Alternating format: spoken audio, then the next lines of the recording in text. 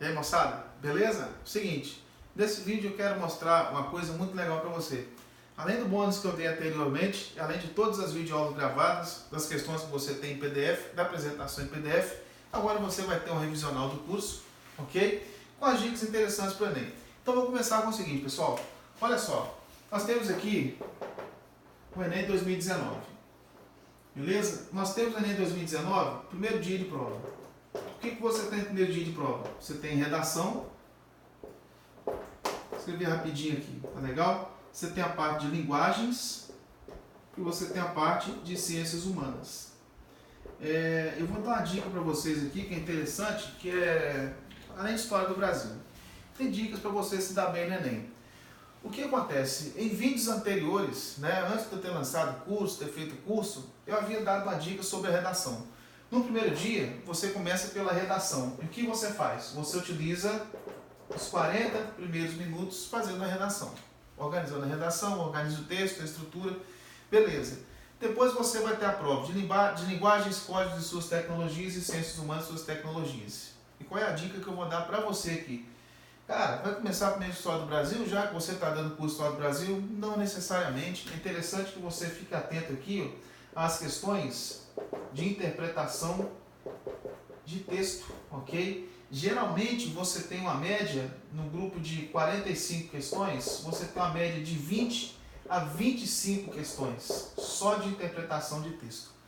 Cara, então é o seguinte, você tem que ser um bom leitor, você tem que ter o hábito de leitura, tá certo? Com a leitura você aumenta o seu vocabulário, você passa a escrever bem, a ter o domínio da ortografia e você passa a desenvolver cada vez mais a habilidade de interpretação. E a habilidade, vou chegar pertinho aqui, moçada, a habilidade de interpretação ela é crucial para você se dar bem no Enem, ok? Você interpreta os problemas de matemática, ok?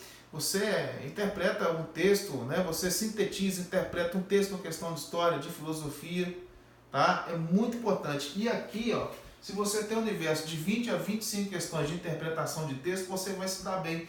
E por que você vai começar aqui? Porque sua mente já vem naquela onda de produção textual e já vem naquela onda para você seguir aqui e se dar bem. Você já está com energia voltada para fazer as questões de interpretação de texto.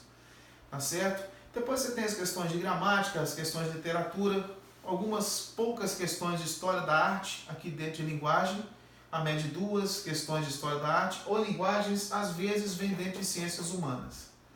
Tá? Terminou aqui, moçada. Vocês vão observando, vão pescando aqui, porque você vai estar ganhando tempo, cara. Você está ganhando tempo.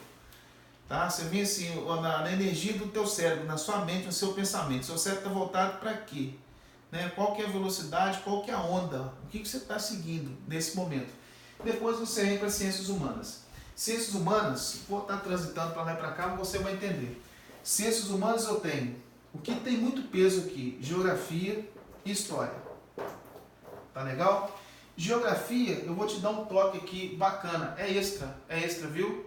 Tá? Geografia, você tem um toque muito interessante aqui, ó, que é o seguinte, o que cai todo ano? Todo ano você tem uma questão de geofísica, clima, vegetação, hidrografia, relevo, geologia, pedologia, que é solo, tá certo? E todo ano você pode ter aqui uma questão ambiental. São dois temas bacanas, Esse tema aqui é muito grande, pessoal. Isso aqui também é bacana, ok? Mas depois você tem a sua área de história. Aí eu vou defender o meu peixe aqui, moçada. História do Brasil, poxa. Certo? História do Brasil. Você tem uma média de 15 questões de história do Brasil. Você tem uma média de, no mínimo, muito ruim 8, tá? Muito ruim 8. Mas a média aqui, ó, tem batido 10 questões. Tem batido 10 questões. Ok? Eu cheguei a comentar com vocês em outra situação que em 2 anos vocês tiveram 20 questões. Vocês? Não, Em 2 anos a gente teve aqui 20 questões de história do Brasil. Tá legal? Então pense nessa estrutura no primeiro dia. Eu vou repetir para você. Você começa com a redação, 40 minutos para a redação. Linguagens, você parte para as questões de interpretação de texto. Geografia e história do Brasil. É o foco. Tá certo? Quando sua mente está mais ativa, beleza? São questões que você vai fazer com o tempo, tá? Acho que não vai te desgastar muito. Ah, professor, interpretação de texto é pesado, né? As questões lá de português, interpretação de texto, tem textos muito grandes. Poxa, conversa com o seu professor de português, meu irmão. Vai fazer uma leitura, leia bastante, cara, para você se dar bem. Você já vem produzindo texto e você vai, né, nessa onda aí. E aqui você vai pontuar bem. História, cara, pega a história do Brasil. Tá legal? Aí depois você volta trabalhando com as outras questões. Depois de você tentar responder as 90 questões, você dá uma atenção aqui na sua redação. Reserva uns 30 minutos para a sua redação, para você terminar de concluir, né? Acertar, organizar as ideias, beleza? E aí você fecha o seu ponto aqui. Mas você tem que pensar o seguinte, para você fazer isso aqui, você tem que treinar. Você tem que fazer simulado. Você tem que fazer o simulado na sua escola, fazer o simulado no cursinho que você frequenta, no pré-ENEM, simulado online, pegar simulado, né, provas do ENEM que já foram aplicadas, pegar as provas e resolver com reloginho, tá certo? Vai cronometrando. Chega em casa, resolve, pega lá uma questão, um caderno de provas do ENEM de 2014, 2015, o caderno inteiro. Tá? Reserve 2 dias, faça um simulado você mesmo na sua casa aí. Mas para isso, cara, você tem que ter tempo, você tem que ter disciplina de estudo, dedicar tempo. Esse ano é um ano duro para você? Porque se você quer se dar bem no Enem, você tem que ter disciplina, você tem que estar dedicado, tá legal? Fique muito atento nisso aqui, tá bem? Então, pessoal, é o seguinte, é uma dica importante, tá? Uma dica importante e espero que tenha ficado claro para você, dentro dessa dica aqui. Aí a gente começa a pensar dentro da história do Brasil. O que eu enfatizei dentro do curso que eu apresentei para vocês? Eu apresentei várias videoaulas, né, para cada período da história do Brasil, mas eu vou focar em 3 vertentes, sendo que uma delas vai abrir mais do que as outras. Temas de história do Brasil. Temas de história do Brasil. Tá certo? O que eu tenho assim, de peso dentro da história do Brasil? Eu vou repetir, já repeti várias vezes. E todo ano eu repito isso. E todo ano eu vou fazer um desenho aqui, ó. Vou fazer um desenho nesse ponto aqui. Deixa eu dar uma apagada aqui. Porque é o seguinte, eu vou colocar a minha bola de cristal para funcionar, galera. Ó, sente só o ritmo, hein? Sente só. Como é que tá a situação aí? Vou fazer uma bola de cristal aqui. Beleza? Ó, que legal, Luquinha. Que bola, né? Horrível, beleza? Mas nessa bola vai sair coisas muito importantes aqui. O que eu tenho de temas dentro de história do Brasil? Vou repetir. A questão indígena, que foi muito bem trabalhada para vocês aí no curso, ok? Mostrei várias questões envolvendo a questão indígena no Brasil. Eu tenho aqui a questão afro no Brasil, a questão do negro, a participação do povo negro na história do Brasil, tá? Que permeia toda a história do Brasil, a questão indígena também. Pode estar vinculada à ciência geográfica também. Isso aqui está dentro de um tema transversal do PCN, né? A pluralidade cultural, ok? Ó, já saiu 2 coisas interessantes da bola de cristal do professor Luquini. Outra coisa que tem muito peso dentro do Enem, é quando você fala aqui, ó, do Brasil República. Tá certo? Vocês tiveram aí as 3 videoaulas de Brasil República, né? Deu um peso bacana na história do Brasil República. O que eu enfatizo dentro da história da República? Esse camarada aqui, esse camarada é perseguido, ok? Getúlio Vargas. Getúlio Vargas é muito cobrado na história do Enem, ok? Desde 2014, 2015, sempre há uma ou outra questão de Getúlio Vargas. O que eu já vi cair mais de uma vez de Getúlio Vargas no Enem, que caiu no ano passado, uma questão sobre o Estado Novo. Tá? Depois eu vou estar pontuando aqui todas as etapas da história do Brasil. Mas nessa abertura eu quero mostrar para vocês o que é mais importante dentro da história do Brasil. Mais importante não, o que é mais cobrado. Tá certo? República tem peso. Tá? República tem um peso danado, cara. Enfatizei também no e-book, viu? Vocês têm material. Pessoal, vocês estão com material bacana, viu? Vocês têm um e-book top, você tem a videoaula, né? Várias videoaulas e essa revisão que está sendo muito importante para vocês aqui.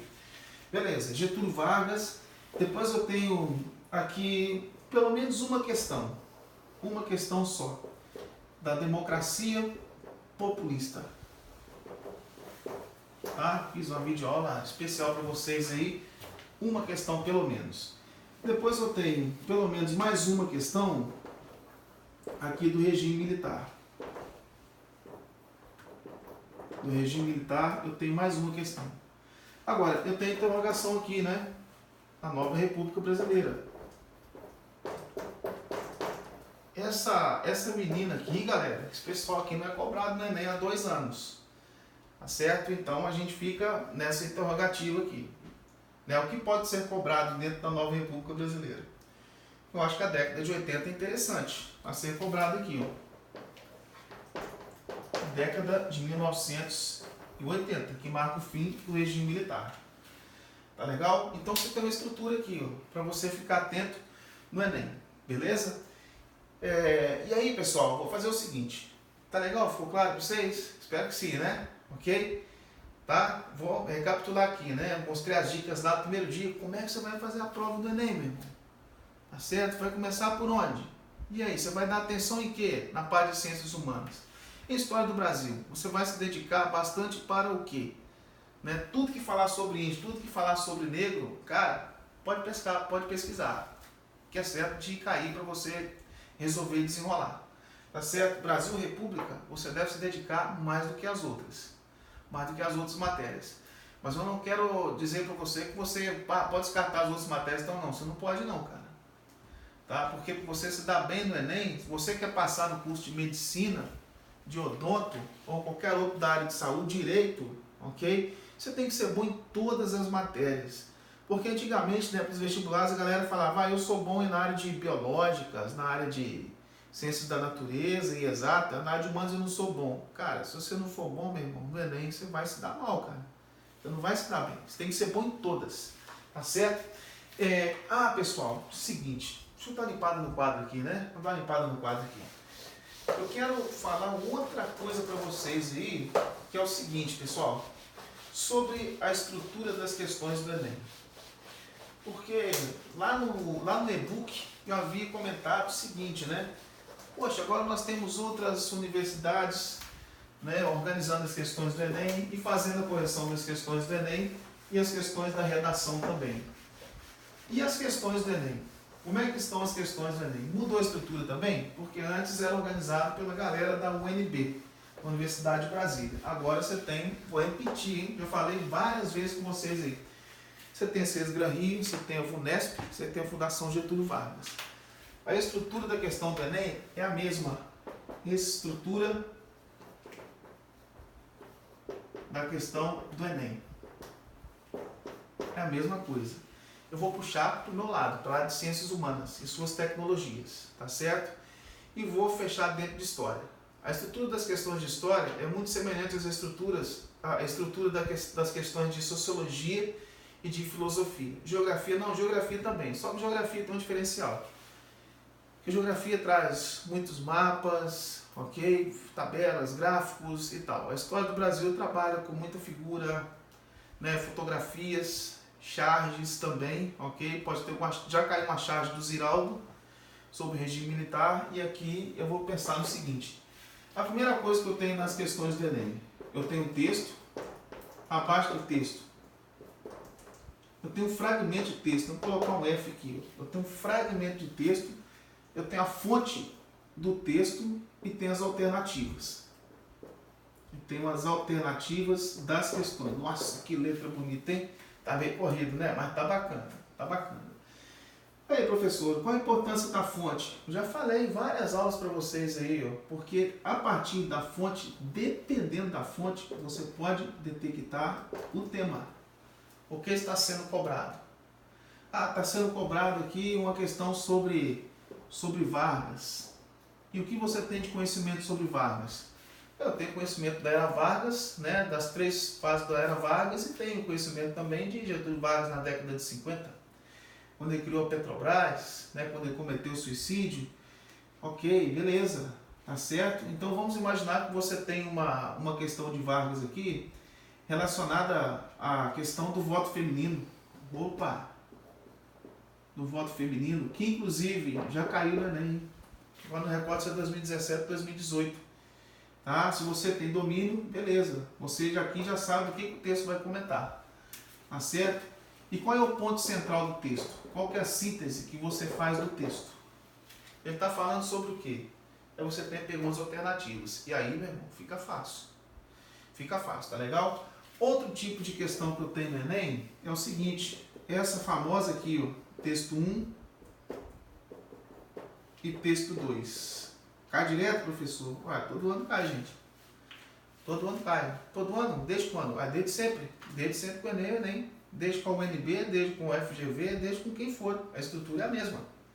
Ok? Você tem texto 1 e texto 2. Os dois têm fonte. Tem a fonte. Eles podem estar falando da mesma coisa ou pode estar falando de coisas diferentes. Eles podem estar falando de uma coisa do tema A, eles podem estar falando de um tema B. Filosofia danada para trazer isso aqui, tá? Vou pular para o outro lado. Filosofia. Já vi questão com texto 1 falando de Hobbes e texto 2 falando de Rousseau. Aí você vai ter as alternativas aqui, contrapondo as ideias dos dois. Tá? Nas aulas que eu ministrei para vocês, eu apresentei uma questão discutida do Enem de 2017 ou 2018 sobre a política liberal, né, da democracia populista aí no governo de Dutra, ok? Os dois falavam a mesma coisa, tá certo? Aí você tem que relacionar, né, a essência dos temas com as alternativas.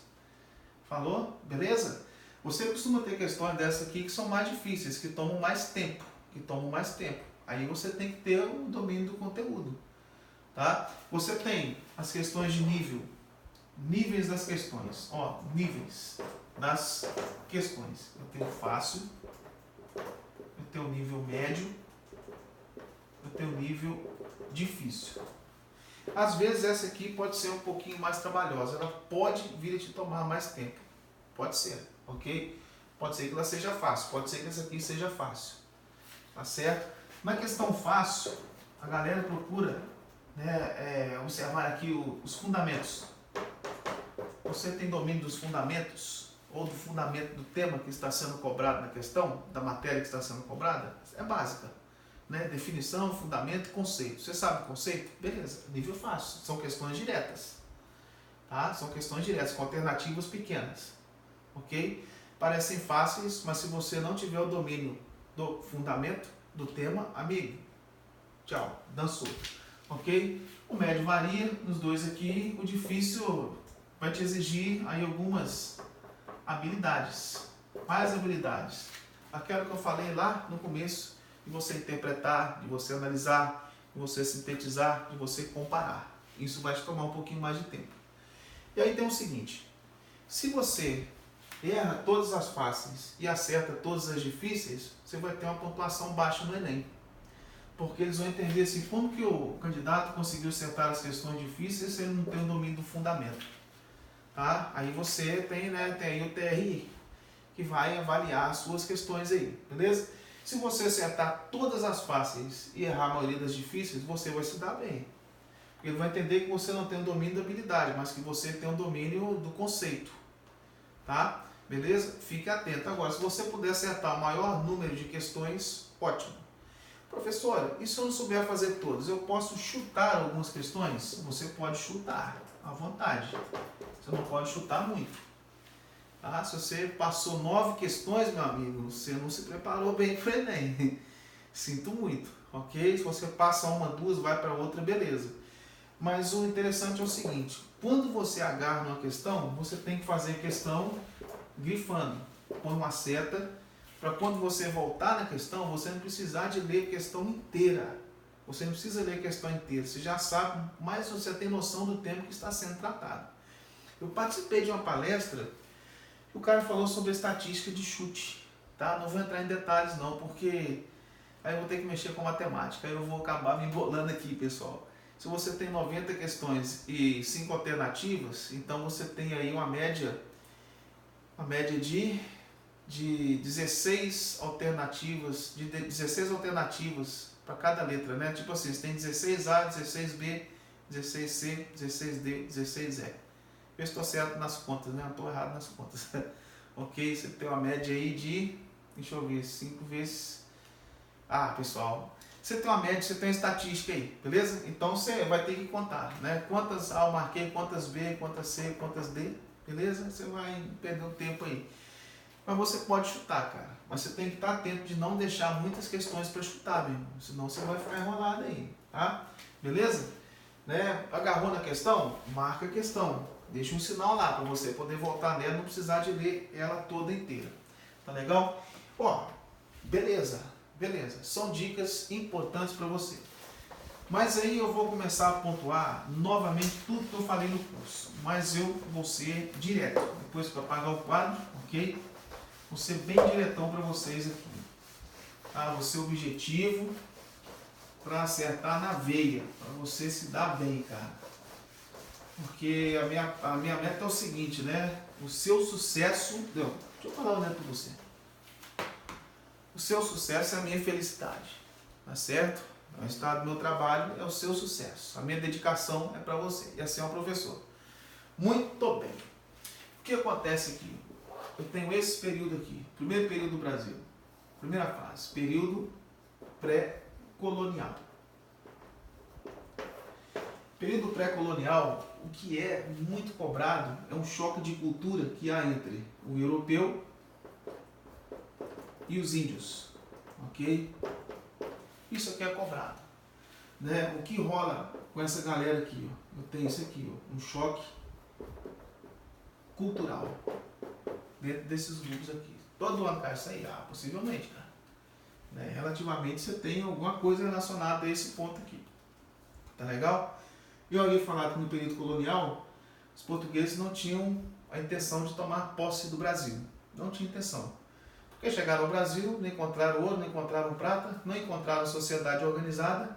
E nesse choque cultural, os europeus estavam vendo que os grupos indígenas brasileiros, que eram seminômades, tá? Que viviam praticamente nus ou seminus, né? Dependendo de cada grupo ou sociedade aí, os europeus estavam vendo que os índios estavam saindo da fase da pré-história.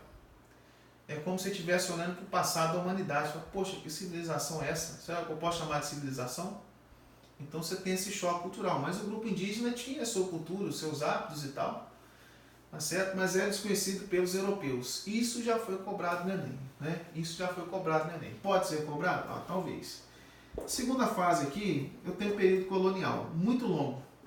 Muito longo. Ok? E não vejo que tem tanto peso assim para o Enem. O período colonial. Tá? E aí, moçada, eu imagino o seguinte. Dentre esses dois períodos aqui, eu vou ter uma média, deixa eu pensar aqui, uma média de 3 questões, de 3 a 4 questões, dentro desse período aqui. Período colonial, nós temos, de fato, dentro desse ponto aqui, o domínio do Brasil. Ok? Peço para vocês ficarem atentos a esse aqui, ó, as missões jesuíticas, já caiu na Enem. As missões jesuíticas, porque eu volto a enfatizar esse ponto aqui. Domínio do Brasil, a ocupação do Brasil, aí me inicio, né? A história do Brasil, eu inicio aqui a história do Brasil colônia. Tá certo? Qual é a questão aqui? Os portugueses, coisa que eu coloquei no e-book. Se você ler o e-book, você vai entender isso aqui muito, muito fácil. Tá certo? Os portugueses inicialmente tentaram dominar os grupos indígenas através da força. Deu certo? Mais ou menos, deu muito certo não. Né? Alguns portugueses morreram no Brasil, outros refugiaram, fizeram tudo para voltar para Portugal, alguma coisa deu certo, mas de modo geral não tiveram grande sucesso no processo de ocupação e dominação do Brasil e da comunidade indígena. Eles contaram com os jesuítas. E os jesuítas, com as missões religiosas, com a capacidade de pacificar, de catequizar, né, os povos de modo geral, conseguiram fazer com que os indígenas aceitassem o processo de colonização dos portugueses. Ok? A Igreja Católica, ela sempre foi mister no seu processo de catequização. Você vê lá quando terminou o Império Romano. Houve a queda do Império Romano, né? O Império Romano caiu, mas a Igreja Católica se manteve de pé. E qual foi a função da Igreja Católica? No início da Idade Média, cristianizar e pacificar os povos bárbaros. A Igreja Católica conseguiu, professor? Conseguiu. E no Brasil? Conseguiu também catequizar os índios, pacificar os índios. Tanto na América Portuguesa quanto na América Espanhola. Tá legal? E aí você tem várias etapas aqui. Ó. Você tem o ciclo da cana-de-açúcar e o ciclo do ouro. Ok? Você tem muito tema dentro do Brasil colônia, mas é um momento que não há tanto peso assim dentro da história do Brasil. Mas eu acho que você não deve descartar isso aqui também, tá legal? Ciclo da cana-de-açúcar, ciclo do ouro. O ciclo da cana-de-açúcar está ligado dentro da questão da União Ibérica, e dentro da questão da invasão francesa no Brasil.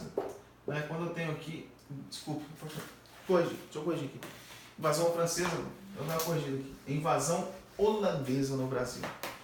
Vou modificar aqui então. A União Ibérica e aquela questão do Brasil holandês. Ok? Beleza? A União Ibérica foi de 1580 até 1640. Os holandeses foram expulsos do Brasil em 1654. Já foi questão do Enem. E vou dizer o seguinte, eu vou deixar esses temas aqui como dica para vocês ficarem atentos, porque eu tenho coisas mais importantes para comunicar com vocês lá na frente. Ciclo do ouro, eu tenho muita coisa a ser comentada aqui. Eu tenho período pombalino, só que o período pombalino vem mais à frente, né? A descoberta do ouro foi feita em 1693. 1703, Portugal assinou o Tratado de Methuen com a Inglaterra, enquanto Portugal vendia azeite e vinho para a Inglaterra, e a Inglaterra vendia os manufaturados para Portugal. Os manufaturados eram muito mais caros do que o azeite e vinho, então Portugal acabou de uma forma indireta transferindo boa quantidade do ouro que extraiu do Brasil para Portugal, para a Inglaterra, para a Inglaterra. Ok? Beleza? 1720, eu tenho aqui o auge da mineração brasileira, né? O auge do ouro no Brasil, eu tenho a revolta de Filipe dos Santos, eu tenho a criação das casas de fundição. Fique atento só nos termos que eu vou dizer para vocês, tá? A questão das casas de fundição, a revolta de Filipe dos Santos, a fiscalização portuguesa sobre a mineração brasileira foi intensa. Marquês de Pombal foi um cara que intensificou a fiscalização do ouro brasileiro, ok? Eu vou citar para vocês aqui alguns impostos que eram cobrados, né? Eu tenho aqui a captação, eu tenho aqui o quinto, eu tenho a finta e eu tenho a derrama, tá certo? Cara, é o seguinte, o que é a captação? Era a quantidade era imposto cobrado sobre cada escravo. Então, sobre cada escravo era cobrado 13 gramas de ouro. A cotação do ouro, do grama do ouro hoje, está na casa de R$160. Imagina que são 13 gramas então. Se o grama equivale a 160, você tem mais de R$1.000 sobre hoje, né? Convertendo mais de R$1.000 aí sobre cada escravo. Tá certo? Você tem lá 20 escravos, uns 30 mil de imposto, né? Equivalente a R$30.000, né? Fazendo a cotação para os dias atuais. Agora, o quinto seria a quinta parte, ok? Do que o minerador conseguisse adquirir com ouro. Se ele conseguiu adquirir 1 quilo, a quinta parte era de Portugal, ok? Ou 1/5, ou 5 dividido por 100, 20% do que era produzido. A finta era o imposto cobrado sobre todos os mineradores, o que seria 1 tonelada de ouro ao ano, sobre cada grupo minerador dentro da região mineradora. A derrama é o seguinte, se os mineradores não conseguiram cobrar a finta, não conseguiram cobrir a finta, os portugueses tinham o direito, né, de fiscalizar, de aplicar a derrama, de invadir a casa dos mineradores e ver se eles estavam sonegando imposto para cobrir os custos da coroa e cobrir os impostos que não foram cobrados aqui, de certa forma. Só que quando eu chego no final do século XVIII, os impostos continuaram sendo cobrados, mas a quantidade de ouro extraído não era a mesma. Okay? Houve uma crise, né, na mineração brasileira, houve uma escassez na extração aurífera no Brasil, então os mineradores não tinham tanto ouro mais. E aí então você vai ter o que a gente entende como Inconfidência Mineira.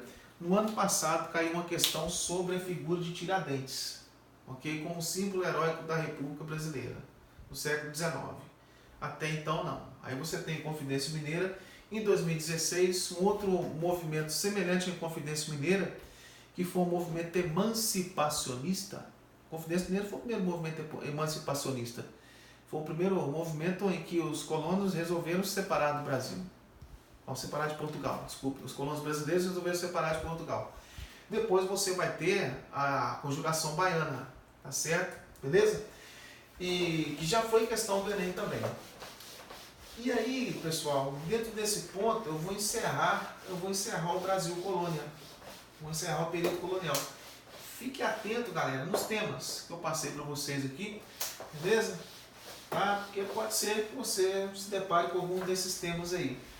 No ano passado nós tivemos uma questão relacionada ao Brasil holandês. Tá legal? Deixa eu tentar dar uma apagada aqui. Agora eu já escrevi demais no quadro, né? Oh, beleza, hein? Ok? Né? Acho que eu preciso ter um quadro assim. Tem um quadro que vai girando, né? Um quadro de uns 5 metros para mim seria bacana, seria o suficiente.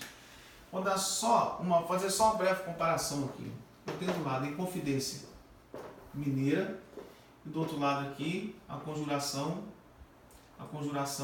baiana. Quase que eu escrevi da Bahia. Conjuração baiana e Confidência Mineira. Tá legal? Ambos são emancipacionistas, mas esse movimento aqui é um movimento da elite. Esse movimento aqui é um movimento popular, conhecido como movimento dos alfaiates. Aqui é o seguinte, a elite mineira estava endividada com a coroa portuguesa e não tinha mais como quitar suas dívidas com os impostos a serem cobrados, porque não tinha mais tanto ouro como tivera no passado. Então resolveram fazer Inconfidência, né, se separar de Portugal. Tiradentes é colocado como mártir, ok? O símbolo da Inconfidência Mineira. Foi delatado por Joaquim Silvério dos Reis, que era outro minerador, que imaginando que delatando o Tiradentes ele teria uma delação premiada, um termo utilizado hoje na política brasileira, né, pessoal? Você imaginou que tivesse suas dívidas perdoadas.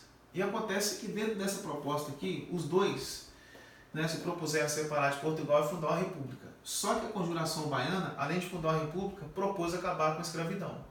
A conjuração mineira, a Inconfidência Mineira, pouco falou sobre isso.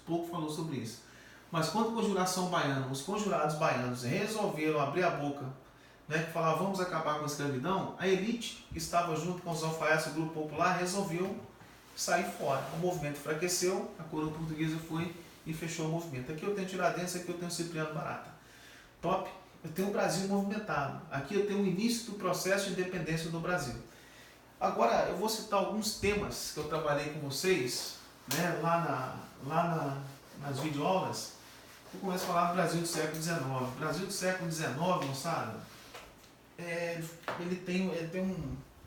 sempre é enigmático.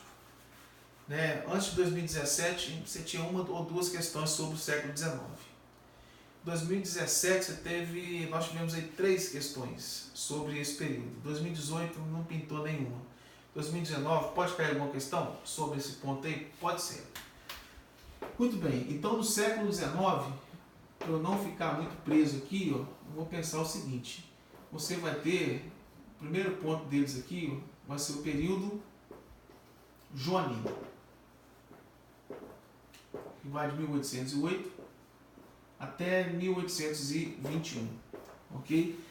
Nunca vi é complicado, mas pouco vi alguma questão sobre Dom João VI, transferência da corte portuguesa para o Brasil. Aí eu vou dar só um flashback para vocês aí, só dar um flash. Né? Recorde que Dom João VI veio para o Brasil por causa das pressões de Napoleão Bonaparte, que decretou o bloqueio continental e proibiu que os países da Europa continental tivessem comércio com a Inglaterra. Mas a Inglaterra era grande parceiro era grande parceiro de Portugal, então Portugal, né, resolveu não aceitar esse bloqueio continental de Napoleão Bonaparte. Aí Napoleão Bonaparte, que estava dominando a Europa, já havia dominado a Espanha, a Itália e a Alemanha, resolveu investir em Portugal. E aí Portugal, né, arrumou um jeito de vir para o Brasil para que a corte portuguesa, a família real, não fosse destronada. Certo? Porque Napoleão Bonaparte havia destronado a família de Carlos X e Fernando VII na Espanha. E havia colocado seu irmão José Bonaparte no lugar de Fernando VII. Tá legal? E aí Dom João VI vem para o Brasil. Né? Aí tem toda modificação no Brasil. Aqui ele vai abrir os portos brasileiros, as nações amigas de Portugal e da Inglaterra, coloca um fim no pacto colonial, porque aí os brasileiros passam a ter comércio e relações comerciais com outros países que fossem amigos de Portugal e da Inglaterra, sem interferência de Portugal. Então vou lembrar o seguinte, período colonial você tem a formação do pacto colonial. Presta atenção, fique atento, o pacto colonial, que terminou aqui com Dom João VI.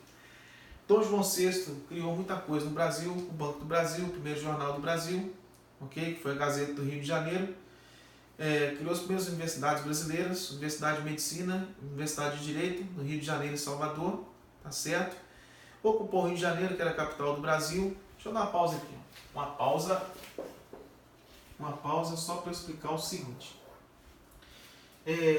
No período colonial, de 1530 até 1763, a capital do Brasil era Salvador. De 1763 até 1960, a capital era o Rio de Janeiro, ok? Por que o Rio de Janeiro passou a ser capital do Brasil em 1763? Porque o que estava no auge no Brasil nesse período era o ciclo do ouro em Minas Gerais. E o Rio de Janeiro era o porto que estava mais próximo de Minas, ok? Então, se a capital do Brasil, da colônia brasileira, fosse o Rio de Janeiro, a coroa estaria mais próximo da Menina dos Olhos, ou da Galinha dos Ovos de Ouro, que era Minas Gerais. Dom João VI vem e desembarca no Rio de Janeiro. Tá legal? Dom João VI, ele tentou implantar um processo de industrialização no Brasil, mas não obteve sucesso. Porque como ele abriu os portos brasileiros para os produtos ingleses, né, e fez alguns acordos aí que beneficiou a Inglaterra, a indústria brasileira, a nascente indústria brasileira de 1808, não conseguiu concorrer com os manufaturados da Inglaterra. Acontece o seguinte, que em 1815, eu tenho aqui a queda de Bonaparte, a queda de Napoleão. Ok? Caiu Napoleão, então beleza, Portugal não sofre ameaça nenhuma mais. Ah, que bacana. Então Portugal, o imperador Dom João VI, que foi coroado no Brasil como rei de Portugal, já podia voltar para Portugal. Então em 1820 e 1821 eu tenho a Revolução do Porto, que faz com que Dom João VI e esse camarada aqui retornem para Portugal. Dom João VI volta para Portugal, mas deixa no Brasil, né, eu tenho a segunda fase aqui, que vai ser o primeiro reinado, deixa no Brasil seu filho, príncipe regente, Dom Pedro I. Nossa, escrevendo rápido, eu acabei vacilando aqui. Dom Pedro I. Beleza. Tá?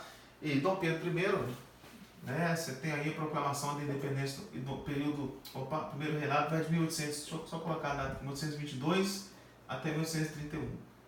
Eu tenho aqui então a independência do Brasil, no dia 7 de setembro de 1822. Ah, que bacana, moçada. Mas entre 21 e 22, o que aconteceu? Aconteceu que o Dom João VI fez de tudo para que Dom Pedro I voltasse para o Brasil. Mas Dom Pedro I estava muito preso ao Brasil e ligado aos latifundiários, porque na Revolução Liberal do Porto, os portugueses propuseram em recolonizar o Brasil. Só que o Brasil, no período de Dom João VI, havia ganhado o título de Reino Unido a Portugal e Algarves. O Brasil não era mais colônia, o Brasil era a sede administrativa de Portugal, já que a coroa portuguesa veio para o Brasil. Então, os brasileiros, a elite agrária, aristocrática brasileira, não aceitava que o Brasil voltasse à condição de colônia. Tá certo? E aí Dom Pedro acabou tendo essa pressão dos cafeicultores, muito ligado ao Brasil, a corte portuguesa, a família real pedindo que Dom Pedro I voltasse a Portugal, acabou não voltando. No dia 1º de janeiro de 1822, ele declarou que ficava no Brasil. Para o bem da nação brasileira, declaro que fico. Certo? E aí, com as pressões de Dom João VI acaba enviando uma carta a Dom Pedro I, né, afirmando que Dom João VI havia retirado todos os poderes de Dom Pedro I como príncipe regente no Brasil. E que se ele não voltasse a Portugal, enviaria tropas ao Brasil que atacariam o Brasil. E aí Dona Leopoldina, ok, com José Bonaparte, que era o braço direito de Dom Pedro I, acabaram arquitetando a independência do Brasil. Em 1822, Dom Pedro I declara a independência do Brasil. Nós temos aí uma galera, né, já história tradicional, professores, que já disseram que a independência do Brasil foi pacífica, o povo não pegou em armas, não houve guerra, não houve conflito. Cara, houve sim. Tá? Até 1823 houve um conflito violento entre portugueses e brasileiros. Os brasileiros contaram com um grupo de mercenários, tá legal? Beleza? Né? O Lord Cochrane, que era um mercenário britânico, né, que participou da independência do Chile antes do Brasil, também participou na Guerra da Independência do Brasil, que interceptou alguns navios portugueses que estavam chegando a Salvador para atacar os brasileiros. A independência do Brasil só foi reconhecida em 1825 por Portugal, quando o Brasil pegou cerca de 2 milhões de libras esterlinas emprestados com a Inglaterra e pagou a Portugal pelo reconhecimento da independência. E o que aconteceu no governo de Dom Pedro I? Eu tenho aqui a carta outorgada de 1824, que criou aqui o poder moderador de Dom Pedro I, tá? Eu tenho aqui o poder moderador, que vai estar sobre o judiciário, vai estar sobre o executivo e sobre o legislativo. Outro tema interessante, eu cito para você aqui, a Confederação do Equador,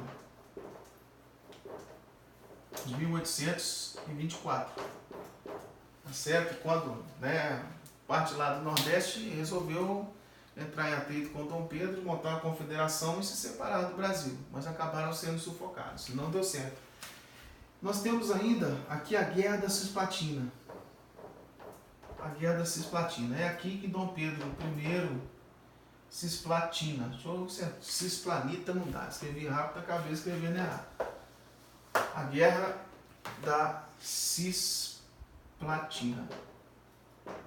Tá certo? O que acontece? Nessa guerra aqui, Dom Pedro I resolveu tomar posse do Uruguai. O Uruguai é uma questão interessante. No período colonial, período pombalino, no Brasil, Portugal disputou o Uruguai com a Espanha. Mas Portugal acabou ficando com o Rio Grande do Sul e a Espanha com o Uruguai.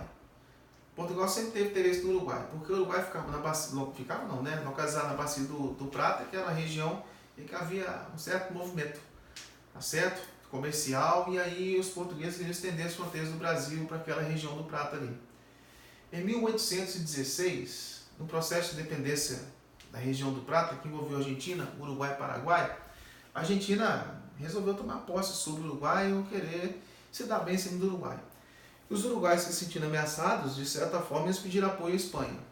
A Espanha deu apoio aos uruguaios contra os argentinos e acabou deixando o Uruguai nas mãos do Brasil. E quem é que administrou o Uruguai? Carlota Joaquina, que era esposa de Dom João VI, porque Carlota Joaquina era filha dos espanhóis. Então, direto ou indiretamente, o Uruguai continuava nas mãos dos espanhóis. Em 1825, o Uruguai declarou independência e Dom Pedro I resolveu retomar o Uruguai ao Brasil. E aqui ele se deu mal. Porque quando Dom João VI retornou para Portugal, ele levou para Portugal os militares, boa parte do exército e principalmente a galera do alto escalão do exército português. O Brasil não tinha um exército organizado para participar de uma guerra. Ele não tinha nem capital. Porque quando Dom João VI veio para o Brasil, ele trouxe boa parte da riqueza de Portugal, do tesouro de Portugal, e colocou no Banco do Brasil. Quando ele retorna para Portugal, ele retira esse tesouro e volta com esse tesouro para Portugal. Então, Dom Pedro I não tinha nem um exército preparado, nem capital para investir na guerra. E acabou perdendo. Em 1831, ele tem um problema da sucessão do trono português. Dom João VI faleceu, o irmão de Dom Pedro I resolveu dar um golpe de Estado, Dom Miguel, e a popularidade de Dom Pedro não estava interessante no Brasil, tá certo? A elite agrária brasileira entendia que Dom João VI estava mais preocupado com os portugueses do que os brasileiros, e havia uma certa crise. Após a Guerra Cisplatina, o Brasil entrou numa crise financeira, econômica, inflacionária, moeda desvalorizada. O Banco do Brasil declarou falência, chegou a declarar falência. O Brasil estava na quebradeira geral e Dom Pedro I, preocupado aqui com sucessão do trono português, ele acaba abdicando do trono português, deixando no Brasil seu filho, Dom Pedro II. Vou dar uma pausa aqui, daqui a pouco eu volto. Ok, galera? Tudo bem?